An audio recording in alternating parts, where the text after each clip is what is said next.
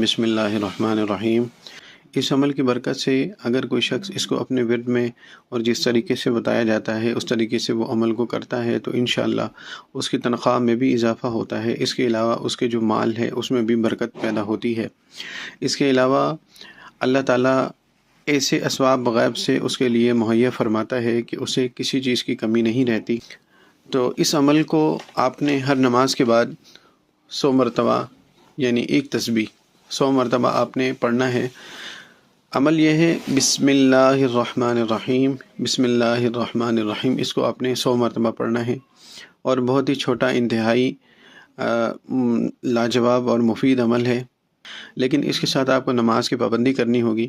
نماز کے بعد آپ نے فرض نماز کے بعد آپ نے 100 مرتبہ پڑھ کر اللہ تعالیٰ سے اپنے لیے دعا فرمائیں، دعا کریں، اپنی پریشانیوں کو ختم کرنے کے لیے اللہ تعالیٰ سے دعا کریں، تو انشاءاللہ بہت جلد آپ اس کا رزلٹ